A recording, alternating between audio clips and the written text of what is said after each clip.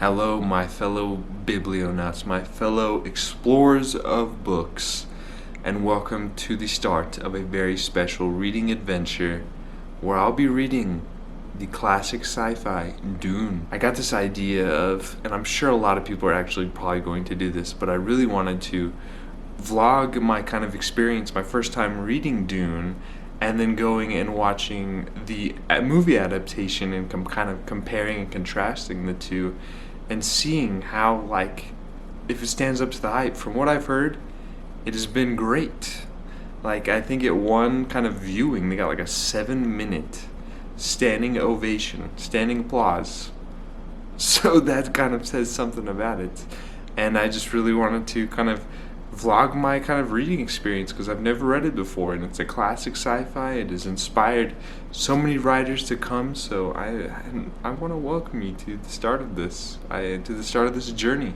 So far I have really been enjoying it. Like, there in the beginning, like, I was really worried. Like, I was like, holy moly, like, what have I got myself into? Like, all these different sci-fi words and terms, and there was a lot going on, and I was just like what is going on here? What have I got myself into? But quickly I was able to like fully grasp what was going on. There's like an index in the back, which has been like a really big help, and I just love all the different sci-fi topics already that the author Frank Herbert has kind of included. The belts, the shield belts, and like the swords and the dukes and everything, the planet.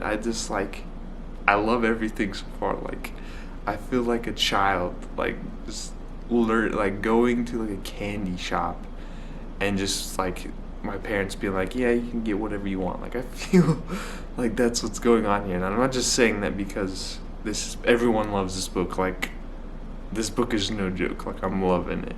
Also, like, the writing style in the beginning was like a bit difficult to grasp a little bit because like it's not used to what I'm used to, but like that slowly, like, I figured it out, and I was able to grasp that as well. That similar thing happened with kind of N.K. Jemisin's kind of writing, but quickly I've got on board with it, and it's not a problem anymore. I just started it last night, and I'm already 100 pages in. Like, it's like 600 pages, but I already know it's going to be a quick read because I just love everything that's going on with it. Like, the different characters like Paul and Lady Jessica. I really want to get more from Lady Jessica in the future. Like, she's got a lot going on, and I think she's got a little bit of magical abilities and kind of predictions of she could be like an oracle, I feel like. But just like, and Paul being like maybe like a supercomputer, like, those things are like all so cool. And already, like, I always loved like a setting of like a desert planet. So like Dune already, like, I love the planet already, like the sandworms. I just feel like I'm really in the desert, and I am like without water and like just stuck in the desert. Like, I just love that feeling. Like, every time I put the book down, like, I can't stop thinking about it. Like, I can't put the book down because I want to keep going with it. Like I can't, like, it's getting in the way of my classes because I don't want to go to class, because that would mean that I would have to stop the book. But that is kind of where I'm at with the book. Like, it has just been mind-blowing. I don't know why I haven't read it yet. And I'm not just saying this because everyone else says this. Like, it is great. And I can understand for a lot of people, it can be, like, really hard to grasp. Like, I'm a beginner in sci-fi, adult sci-fi, so it was difficult to grasp in the beginning, but I'm getting the hang of it. And once I fully get a hang of it, it's gonna be like blast off. Like, we're gonna have a fun time. I already know. But other than that, like, I'm really excited for the movie adaptation. I've heard great things about it, and I'm just really excited about this video. Hello. I just finished book 1, part 1, and let me just say, some things went down there at the end, and a lot of turns were taken, and now it's gonna take off even more. That's all I gotta say. But now I'm just kidding. I'll dive into a little bit of just the things that went on in part 1. They're just absolutely crazy. It was a blast to just read. Overall, just like the world building that was incorporated by Frank Herbert in this first part was just great. Like, just the setting of the desert setting was just absolutely like the best right now, because it is like almost 100 degrees right now, and in the book it's absolutely hot. So, and that being kind of hot here, like it really impacts just my enjoyment and the kind of atmosphere that I get from reading. Like, just like it really feels like I'm trapped on Dune, Arrakis, and I need to conserve water. And that's another thing that's really crazy that I really enjoy about this as well, is just like just how important like water plays a role into everything, into like decision makings. Not so much of kind of like the kind of noble houses or kind of like the higher houses, like they don't really have to, but at the end of the part one, maybe now they need to start considering some things without kind of spoiling things. But also just like the danger of like the desert and kind of just the sand in general. Like, you got giant worms popping out of nowhere, you got like just the heat and kind of exposure. That's another thing. Like, it just is out to kill you no matter what. Like, you step outside of that shield wall, you're pretty much doomed. Like, there's no way you're coming back. But also, like, I'm enjoying just like all the characters, especially like Lady Jessica and like the Bene Gesserit. I hope I'm terribly pronouncing that. I need to look up how to pronounce that. But just like her kind of abilities, and just like the ability, like the training that she went through and how she's using it, and how like in like, because you get also kind of glimpses through their mind, and kind of being in their mind has been really cool to kind of hear just what they think, and just like all the different perspectives like adding into something. Like, I love all the perspectives. And then like at the end of part one, like Paul all of a sudden becoming like a super badass, just like out of nowhere, just like, man, now I know everything. But like my favorite thing is definitely like the Freemen. Like, just everything about them is so cool. Like, even when they're fighting like the Emperor's kind of like soldiers, basically, like everyone else kind of fears those soldiers, but then the Freemen are out here like, yeah, it was a good fight. We killed like 300 of them and only lost like 2 people. It was a good fight though, good fight. Like, they're good warriors. But yeah, like, and just how badass they are. Like, even like what's his name? Like, how, I can't remember what his name is, but he is basically like the guard for the Duke. Hawat, I think, like his is Hawit, and he's just like talking with one of the Freemen, and he's just like, what? Like, what's going on here? And then all his kind of men were just like sitting there listening to the Freemen kind of talk about how like easy like the battle is, and oh yeah, it wasn't that hard. And it's just like, they're just blown away. I just thought that was so funny, and I really enjoyed that part. And then like the plot, I would say, is pretty political right now, as it's kind of like going into like the house rivalries and kind of showing how like they just kind of hate each other. And I liked how at the beginning, like, it kind of showed you the plan that the Baron was kind of gonna do, and then basically you're just kind of reading to see how it kind of unfolds, and whether the kind of Duke has his like plans on top of plans on top of plans, and kind of figured everything out, and just reading how, kind of waiting to see what plays out actually. And I just love like their rivalry, and kind of understanding just the world, and just like how everything kind of plays a role to spice everything. Like, it's so like, I'm not like, it's complex, but it's like easy for me to like grasp. Like, I don't know, like I was a bit scared in the beginning, but now like I'm on board. Like, it has been a blast. The ending of book 1 was just like completely crazy, and like it won't take me long to finish the book. Like, I was expecting it, since it's like 600 pages, I expected it to kind of take me a little bit, but I don't think so. I think I'm gonna fly through it now. So that is kind of my check-in for part 1 of Dune, and stay tuned for the check-in for the next one, because I think that one's gonna be even crazier. Hey, how's it going? It has been some time, but I think it's time to finally give you a little bit more on my thoughts of this great book. I don't know what it is about it. Actually, I do know it's what it's about, but just like the one thing that I've noticed throughout kind of the journey of reading this book is that Frank Herbert really takes the time to just focus in on just like the little details, like every single little detail, to further kind of expand like the world building, kind of just like the different characters and how they interact with Arrakis and Dune, and just the world around them, and just everything is taken into account. And I love that, and I could see how a lot of people can be bored by that, but just like everything, like even just the way that the Freemen walk to kind of avoid the kind of worms, and just like the thumpers to kind of detect or detract the kind of, or kind of attract the worms. Just everything is just taken into account, and it just really shows. And I just like love that in my books, because it just shows that like the author has really kind of taken time to just sit down and just think of everything and just throw it in there. And like, I can understand for some people that they would just gonna be completely turned off by that, but not for me. I love that.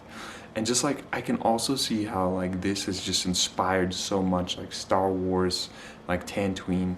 I can just see how like everybody can be inspired by this because of just everything that's going on and how kind of complex it is. And I could see how it just like inspired a lot of sci-fi authors and a lot of other authors as well, just because of how everything is kind of taken into account. But so far it's just been like this giant buildup and kind of prevention of Paul to kind of avoid like this jihad, like this religious war between the Harkonnens and the kind of Freemen on Arrakis. And he's kind of debating with like his new powers and just like the things that are going on to kind of prevent what he sees, but also kind of free the Freemen essentially, and kind of bring like Arrakis back to just like a world of just water and everything going on.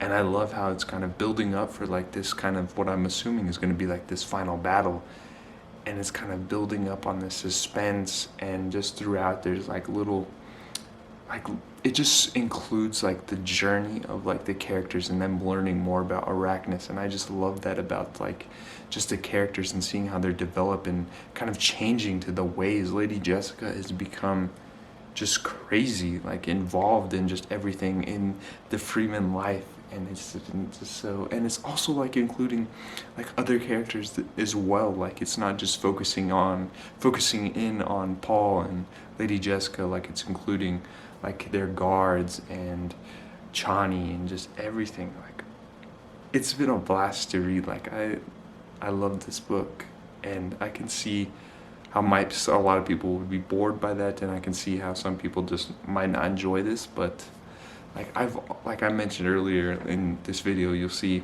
I just love like the desert setting. I don't know what it is, like the desert and kind of the ocean setting.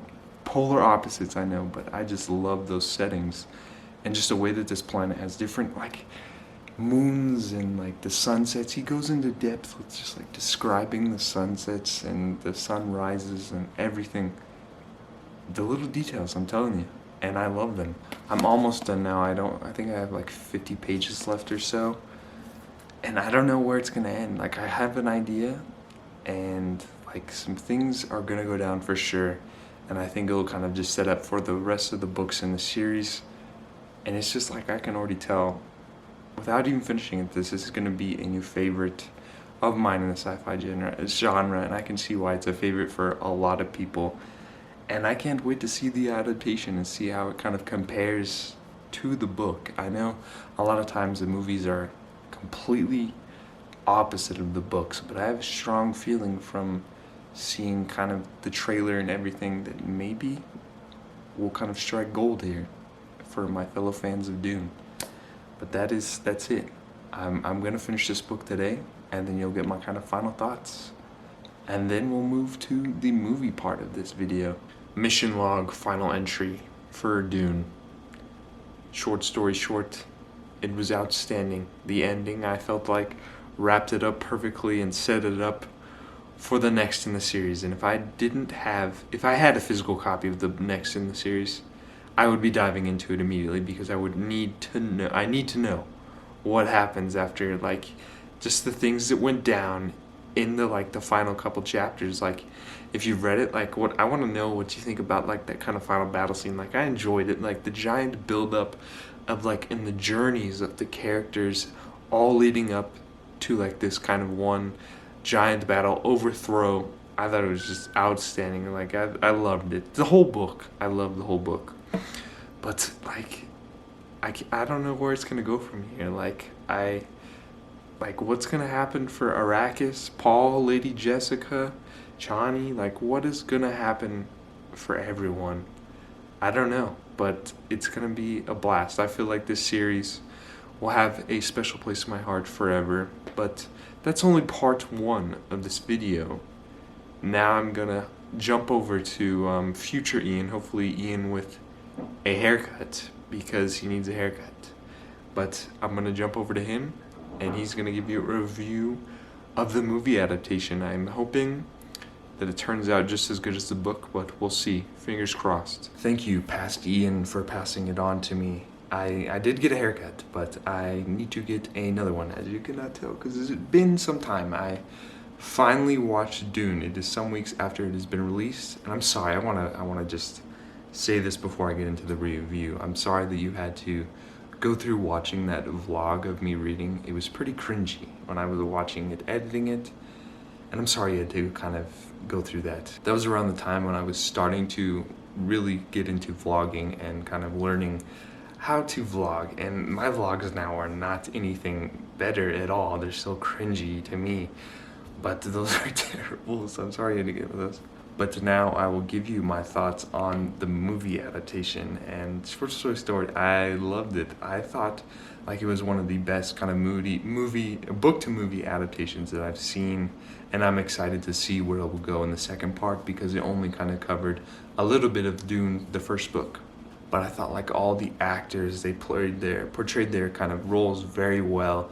Like even just like the little things like the thropters, like that's how I kind of imagined them when I was reading the book. So like seeing those and just kind of piecing together with the kind of the movie was great. It also felt like the movie was up for a lot of your kind of interpretation. Like it felt like there was like a little bit of dialogue, but it was left it open for you to kind of make decisions about like what was kind of occurring in like as you saw it. But I'm very interested to see where like it'll go in the second ones, and then where it'll go after that with kind of like reading Dune Messiah and all those other things. And that being said, like before watching this movie, I was currently reading Children of Dune, and that kind of, I just finished Harry Potter, and that kind of put me in kind of like a reading hangover, and I picked that up, and I wasn't vibing with Children of Dune when I was kind of reading it. So thankfully watching Dune is kind of just put me back in that mindset, and that just the need and want to kind of get back into Children of Dune. So I'll be picking that up here pretty soon. I think I'm gonna go with the audiobook, but those were kind of like my thoughts on the movie adaptation without going much into spoilers or anything. This whole thing was gonna be like spoiler free. So if you haven't checked out either reading Dune or watching the adaptation, definitely give it a try. I think you should be okay with kind of watching just the adaptation and kind of getting a feel for it if you've kind of scared of picking up sci-fi like this Dune. And then if you do like the adaptation, you could try the book. But I think going between the two would be just perfect for anybody. But that is going to be all for today's video. I really hope you kind of enjoyed kind of this reading vlog adventure, watching me try and attempt at vlogging my reading experience, and then my final review on the movie. So if you did like this, please consider liking and subscribing so you never miss out on another adventure. But I gotta leave you with a message, as always. First from Ellie, who wishes you to have a splendid day, but she also says that adventure is out there. So I'll catch you next time. Bye.